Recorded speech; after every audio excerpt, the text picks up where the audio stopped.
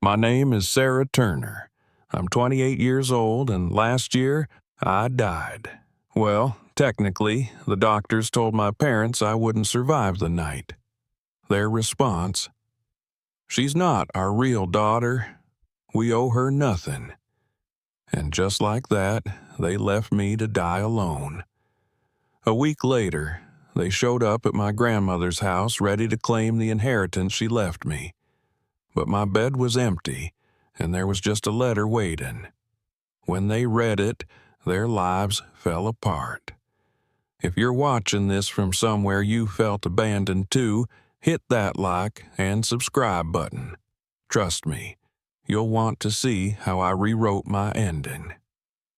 I grew up in a quaint suburb of Boston, in a white colonial with blue shutters and a perfectly manicured lawn.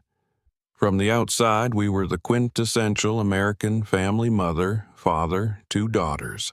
My childhood photos show birthday parties with matching decorations, Christmas mornings with piles of presents, and family vacations to Disney World. But photos can lie, and my first memory of feeling different came at age 5. My sister, Olivia, had knocked over a vase while running through the living room. When my mother came rushing in, I was already picking up the pieces. "What happened here?" she demanded. "I did it," I said, automatically, not even thinking about it. Later, I overheard my mother on the phone. "Sarah's always been so eager to please, not like Olivia. Olivia has spirit." Spirit, that was the word my parents used when Olivia threw tantrums in stores, when she refused to eat her vegetables, when she talked back. But when I did my homework without being asked, it was because I was dutiful. Olivia got the bigger bedroom. Olivia got to choose restaurants on family nights. Olivia's artwork covered the refrigerator, while mine was neatly filed away in a drawer. "Your sister needs more encouragement," my father explained when I asked why my straight A's didn't earn the same celebration as Olivia's B-. "You're naturally good at school." I was 12 when I finally learned why. It was past midnight, and I'd gotten up for a glass of water. My parents were arguing in the kitchen, their voices carrying up the stairs. "You've always favored Olivia," my mother hissed. "It's like you're trying to make up for Sarah not being yours," my father shot back. "We agreed when we took her that we'd never treat her differently," he added. The glass slipped from my hand and shattered on the hardwood floor. The arguing stopped. I ran back to my room, heart pounding, and pretended to be asleep when my mother checked on me. When I found out I was adopted, the word explained everything and nothing at the same time.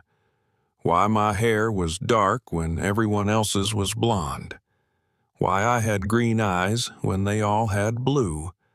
Why, no matter how hard I tried, I never quite belonged.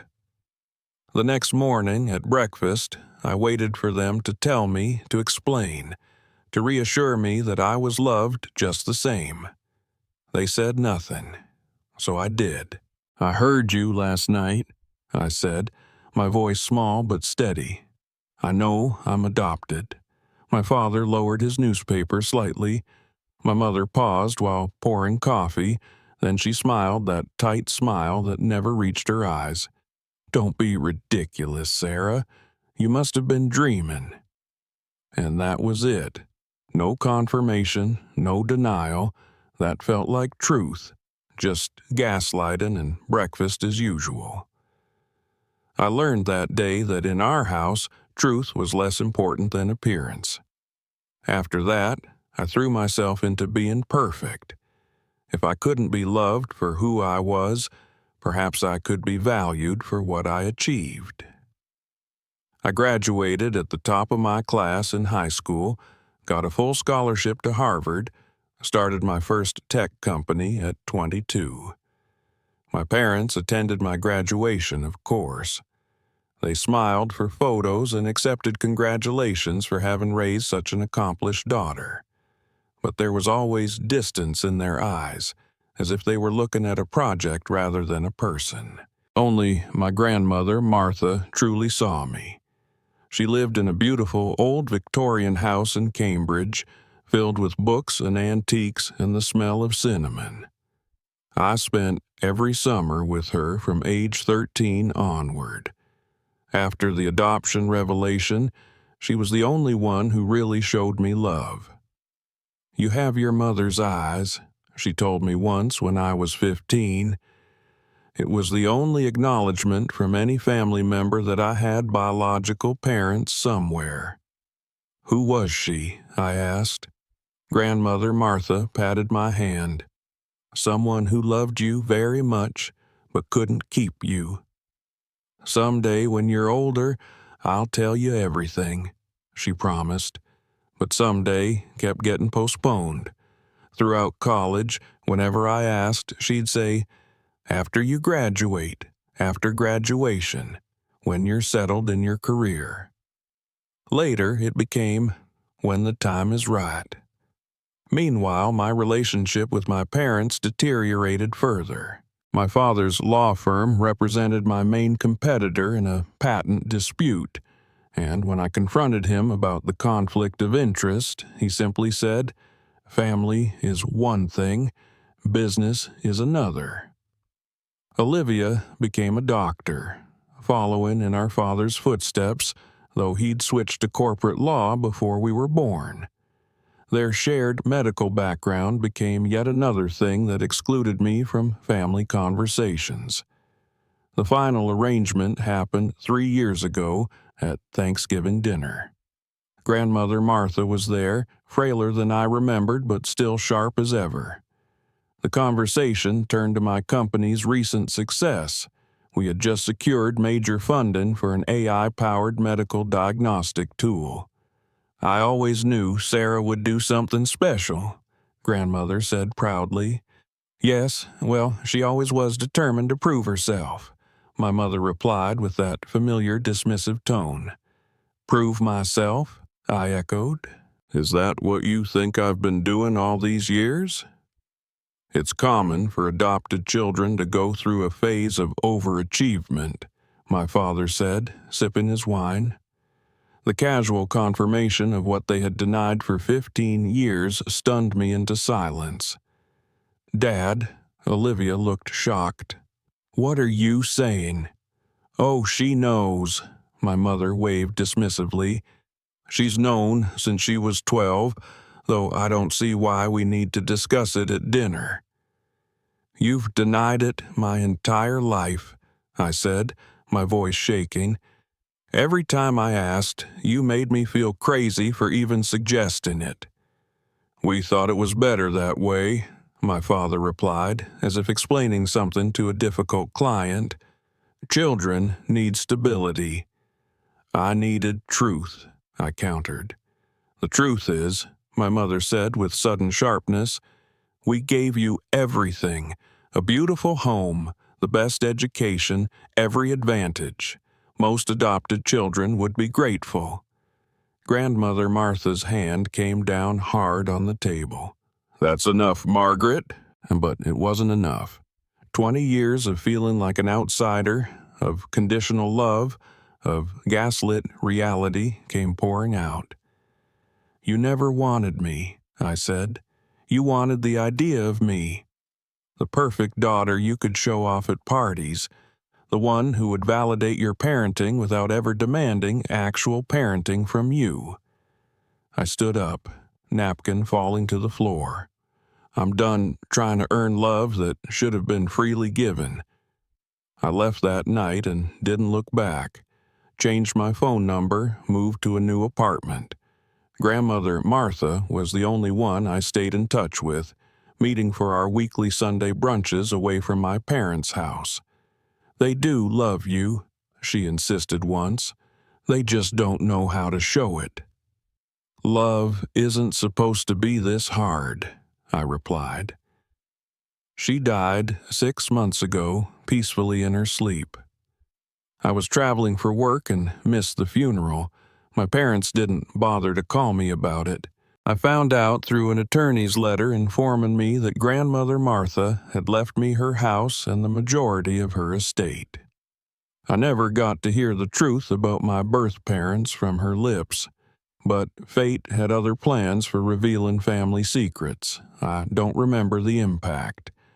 I remember the silence afterward, that strange, weightless hush that follows a scream you couldn't hear. One moment I was gripping the steering wheel trying to make it home through the Boston rain, and the next, there was nothing, not even pain. Just light and air and the eerie sensation of spinning without motion. When I opened my eyes again, the world was behind glass. Beeping machines, the sterile blur of white ceilings and blue curtains, voices drifting in like they belonged to someone else's life. I couldn't move, couldn't speak, but I could hear. I heard the doctors discussing swelling in my brain, broken ribs, a shattered collarbone, orbital fractures.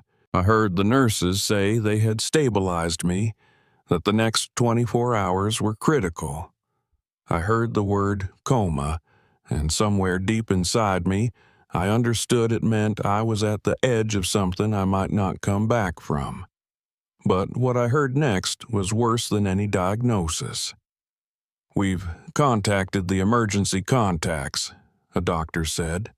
"Her parents are on their way." There was relief in her voice. I wanted to believe it too.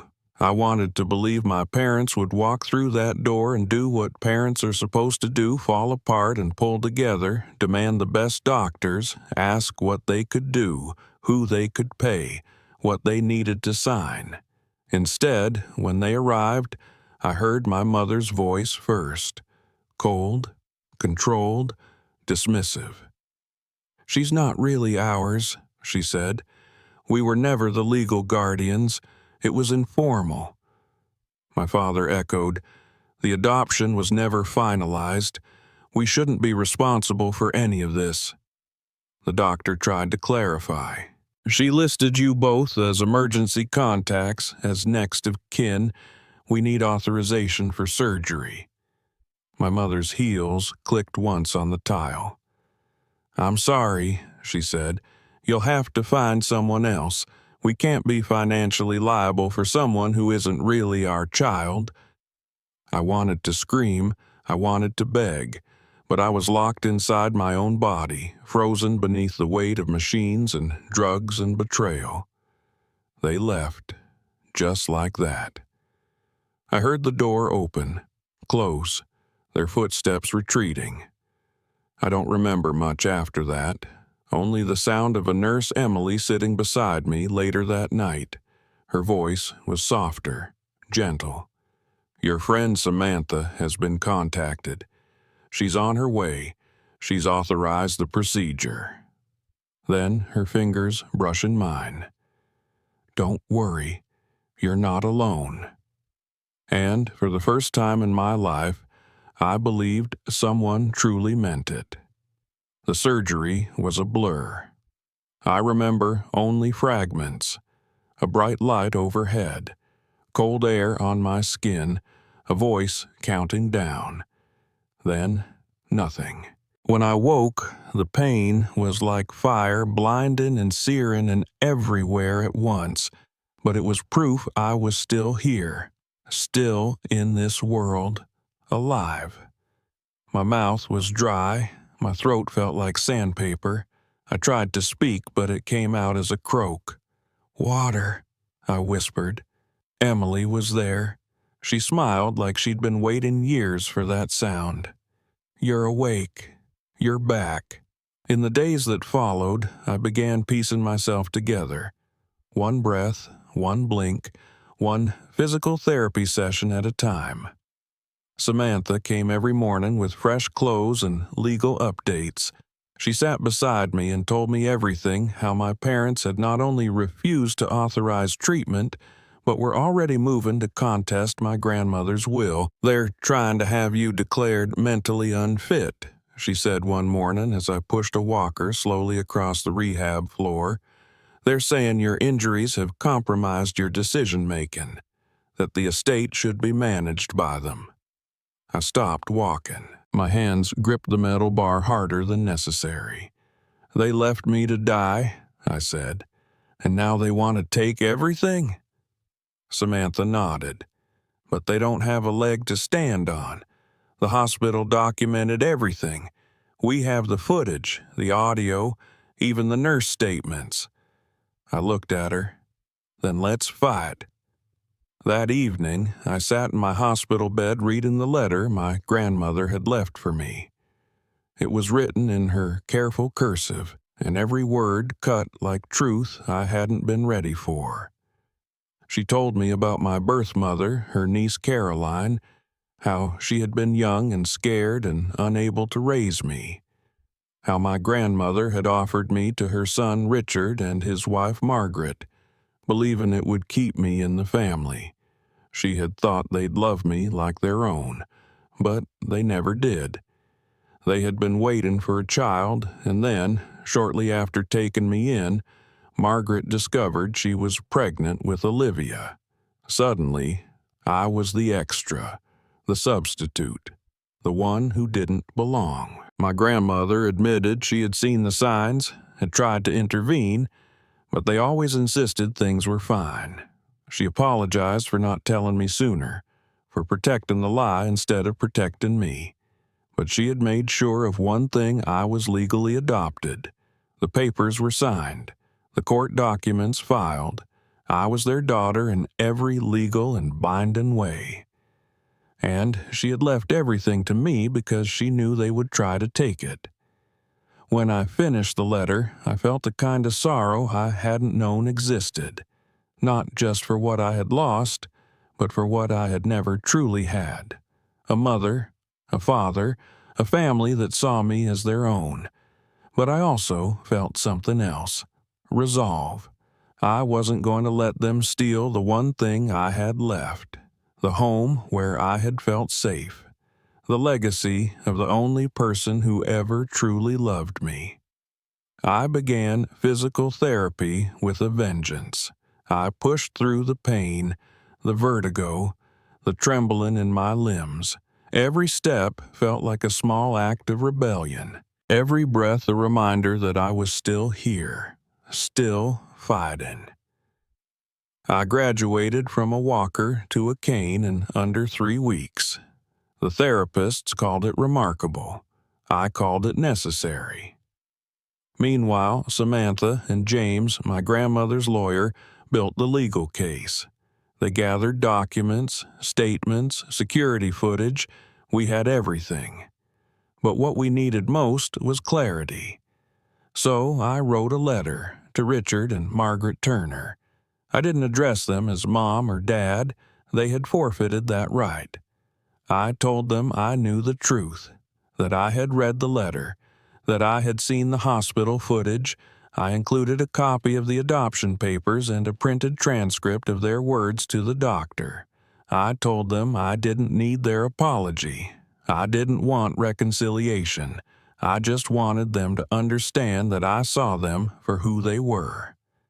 And I forgave them. Not because they deserved it, but because I refused to let them keep hurting me. I told them the locks on my grandmother's house had been changed, that any attempts to access the property would be considered trespassing. I ended the letter with one line: I am no longer yours to erase. Then I sealed it, handed it to James, and asked him to deliver it in person when they arrived to claim their imagined inheritance. A week later, they did. And when they found my letter waiting for them instead of the keys, instead of my body lying in a hospital bed unable to speak, they realized the truth too late. I was still here. And I wasn't afraid of them anymore. I wasn't broken. I was just getting started. The night after James delivered the letter, I didn't sleep. Not because of fear, but because I knew somewhere across town, Margaret and Richard Turner were reading my words and realizing the story they had written for my life was now slipping out of their hands. I imagined the look on their faces as they reached the final sentence. I am no longer yours to erase.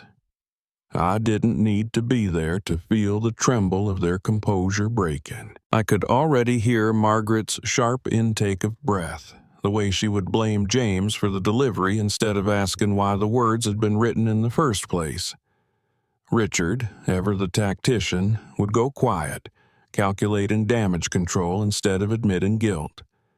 They wouldn't apologize, they never did, but I knew the moment would sear itself into their memory, because this time I had spoken in a language they understood: certainty, clarity, and consequence. The following morning, Samantha and I were reviewing the security footage from the house when James called. He rarely sounded rattled, but today there was tension beneath the calm. "They've filed a petition," he said, his voice flat. "They're not going after the will this time. They're trying to contest the adoption." My hand clenched the armrest of the chair. "They're doing what?" "They're claiming coercion. That your grandmother forced them to adopt you. That the paperwork was forged. They want the adoption nullified retroactively." "They want to erase me," I said quietly. "Not just from the inheritance, from their history." "We'll respond immediately," James assured me. "They're trying to muddy the waters because they know they've lost the estate." "Let them try," I replied, the rage rising inside me steady and cold. "They can dig all they want. The truth is deeper than anything they're prepared to face."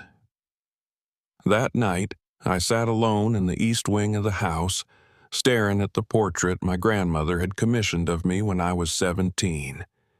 She said I'd hate it then, but love it later. I used to hate it because I didn't recognize the girl in the painting.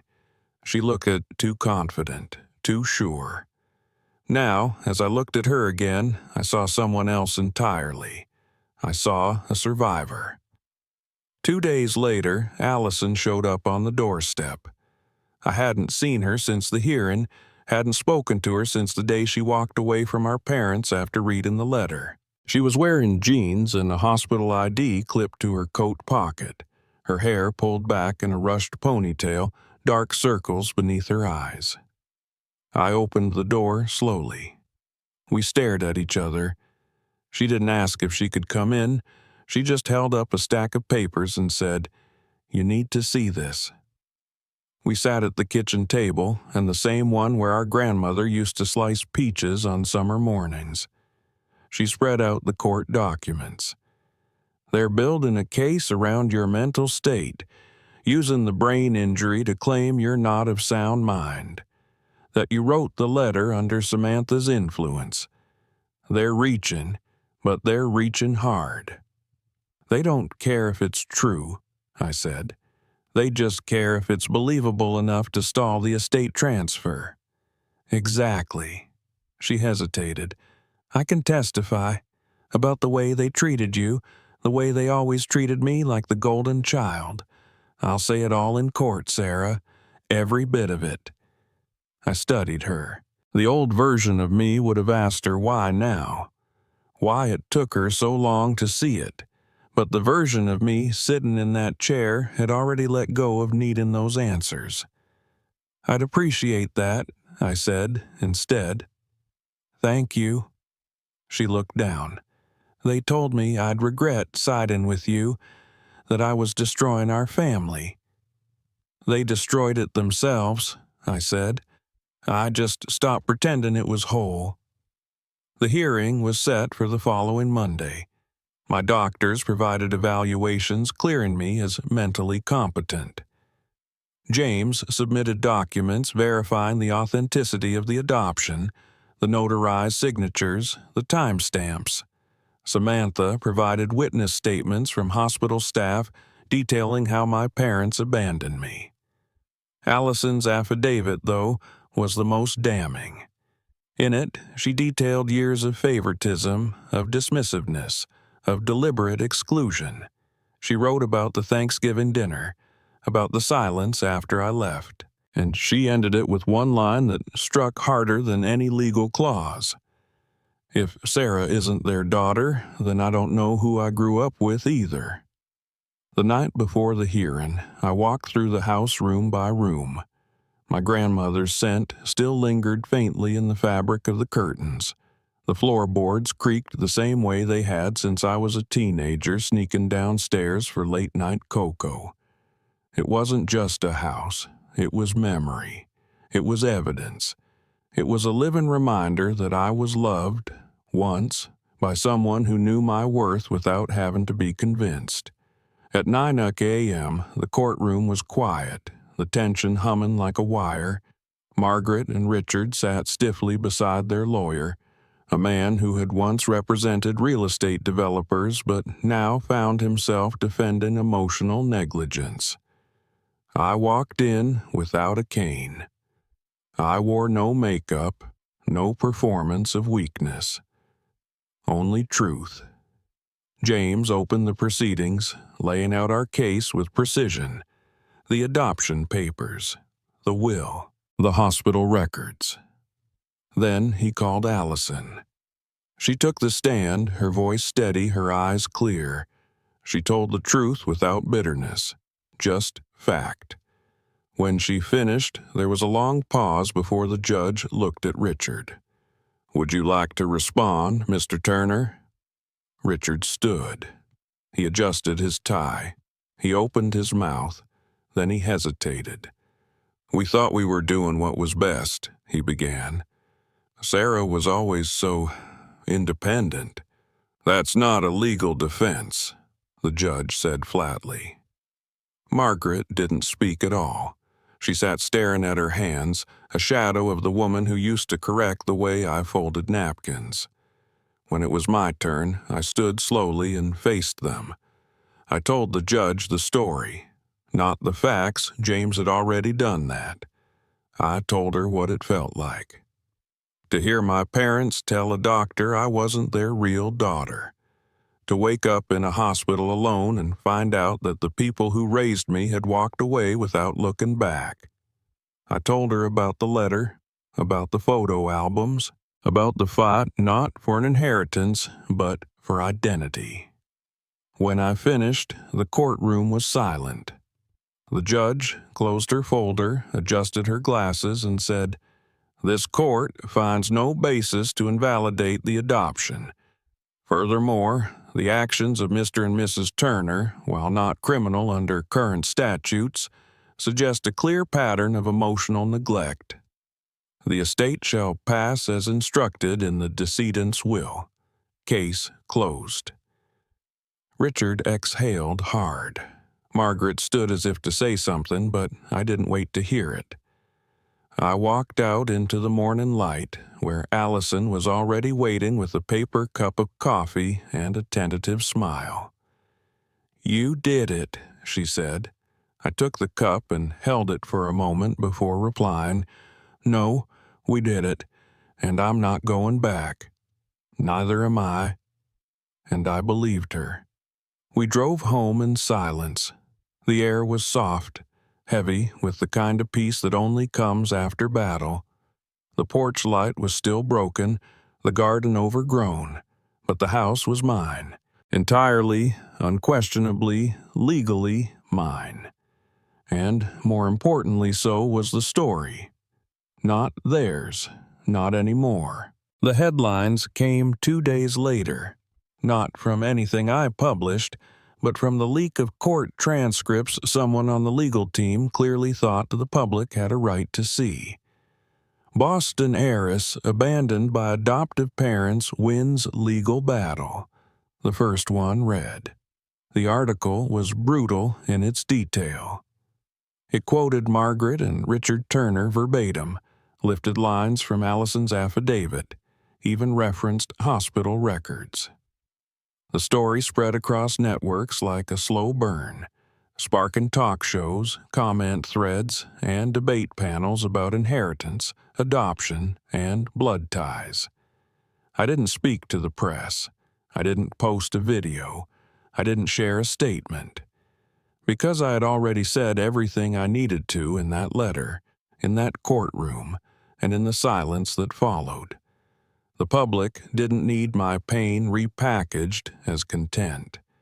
What they needed, perhaps, was the truth. Not all wounds bleed. Some just echo. I spent those early days of my freedom fixing what remained. I hired contractors to repair the foundation of the house, but I kept the staircase slightly crooked because that's the way my grandmother had always liked it. I replaced the curtains, but left her glass doorknobs. I painted the kitchen, but kept her cast iron skillets on the wall. Restoration, not reinvention. This wasn't about erasing her or what happened, it was about choosing what stayed. Allison moved into the East Wing. At first, we passed each other like polite roommates. Brief nods in the hallway, carefully worded dinner offers, occasional cups of tea left beside half-read books. Then came the night we ended up on the porch at the same time, neither of us sleeping, both of us watching the street lamp flicker across the sidewalk. "They're still trying to contact me," she said. "Texting, emailing, even called the hospital pretending there was an emergency." "They haven't tried me," I said. "Probably realized I stopped listening a long time ago." She was quiet for a moment. Did it help? Writing the letter?" I nodded. It wasn't about them. It was about me not needing to explain myself anymore. "I'm not there yet," she admitted, "but I want to be." "Then you will be." We sat in that quiet agreement, side by side, not sisters by design, but maybe by choice now. Meanwhile, Samantha's voice became my compass. She handled reporters, the ongoing probate closure, even the old friends of my grandmother's who emerged claiming sentimental attachments to certain heirlooms. She declined everything with a lawyer's finesse and a best friend's steel. "You okay?" she'd ask every night, texting from her place across the river. "Still standing," I'd reply, and I was. Emily visited twice a week. No longer my nurse, now simply my friend. She brought lemon bread and audiobooks and asked questions no one else did, like what it had felt like inside the coma, what I remembered of the spinning headlights, what my first thought was when I woke. She never tried to fix me. She just made space for the version of me that needed less fixing and more room to exist. One afternoon, she brought me a gift, a handmade notebook with a pressed lavender cover. "Write it down," she said, "even if no one ever reads it. Don't let it live only in your body." So I did. I wrote every morning for 20 minutes, no filter, no editing. I wrote about being 5 years old and cleaning up Olivia's broken vase. I wrote about Margaret's tight smiles and Richard's silent corrections. I wrote about watching them smile in public and ache in private. I wrote about my grandmother's cinnamon hands and crooked staircase and how she never once said I had to earn her love. And somewhere in the middle of that notebook, I wrote something I hadn't expected to feel. Gratitude, not for the pain, never for that, but for the clarity, for the unblinking recognition of what I had survived and who I had become. I was no longer chasing a version of family that didn't exist. I was no longer molding myself into shapes they never noticed. I was no longer afraid of being alone, because I wasn't. Chosen family isn't a consolation prize. It's a reclamation of joy, of belonging, of peace. On the 1-year anniversary of the accident, I hosted a dinner, not for the press, not for appearances, but for the people who had stood in the wreckage with me.